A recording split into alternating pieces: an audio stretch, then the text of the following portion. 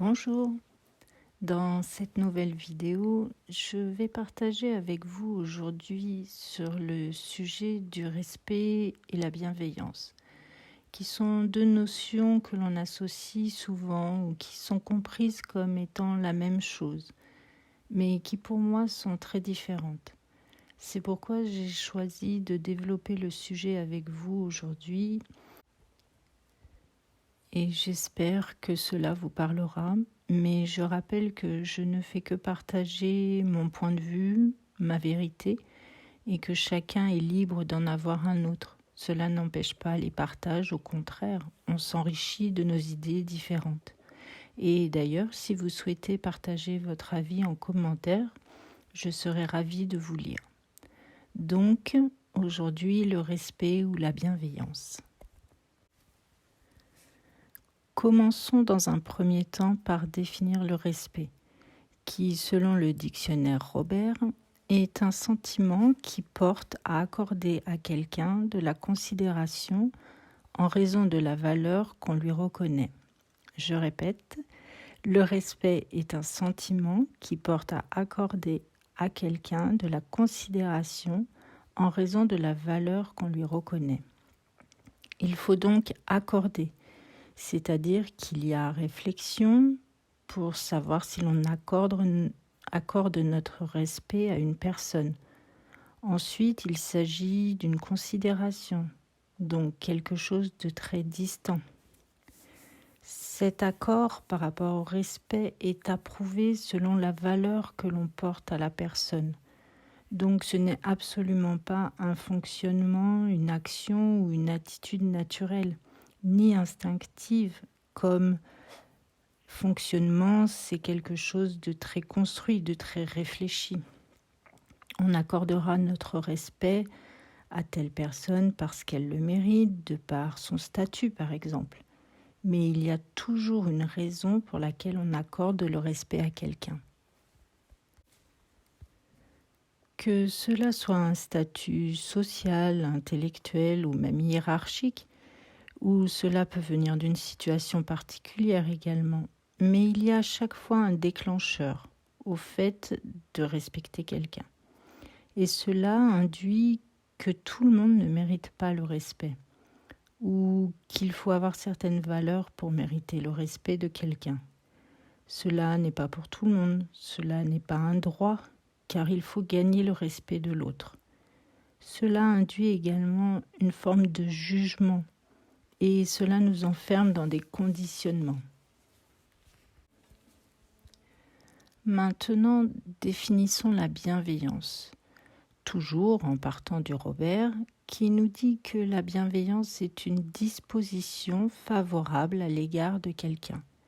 C'est une disposition favorable à l'égard de quelqu'un. Il n'y a là dans cette définition aucune condition ou raison valable pour être bienveillant ou pour recevoir de la bienveillance.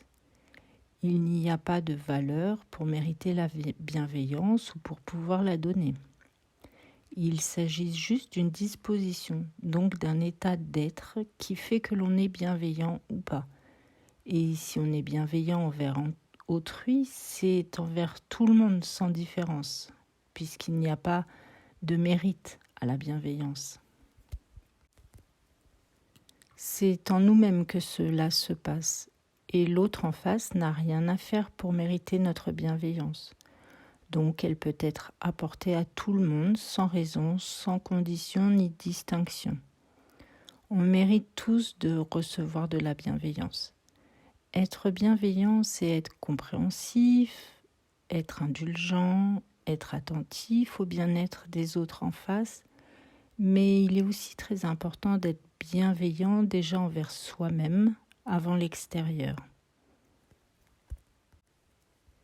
Et on sait donc être attentif à soi et être bienveillant envers autrui, ce n'est pas supporter l'insupportable ou être dans le sacrifice, dans le rôle de victime ou de sauveur pour permettre à l'autre d'être dans le bien-être. D'ailleurs, il pourrait être intéressant dans une prochaine vidéo de parler des différents rôles que la vie nous fait jouer pour évoluer. le rôle de victime, sauveur et persécuteur. Cela est une conscientisation importante de nos fonctionnements. Je vais me le noter et essayer de la prévoir rapidement. Je préciserai aussi que la bienveillance, ce n'est pas la même chose qu'être empathique. L'empathie ne se choisit pas, on l'est, alors que la bienveillance est un choix d'état d'esprit, un choix d'état d'être particulier. C'est comme une philosophie de vie. La bienveillance sort des règles et des conditionnements du respect. Elle apporte plus de légèreté et de sympathie à la vie. La bienveillance dépasse le jugement et la critique. Être bienveillant, c'est apporter du positif dans une attitude active envers soi, puis envers autrui, sans discrimination aucune. Je vais vous laisser poursuivre vos réflexions sur le sujet et si vous avez envie de partager sur ce sujet, les commentaires sont là pour ça. Et si le contenu de cette vidéo vous a plu, merci de mettre un j'aime et de partager. Pour ceux qui veulent aller un peu plus loin et avoir plus d'informations, je noterai les liens dans la description de cette vidéo, du site et de ce que je peux proposer. Je vous dis à bientôt pour une prochaine vidéo, sûrement sur les différents rôles de la vie. Belle journée ou soirée à vous et surtout prenez soin de vous.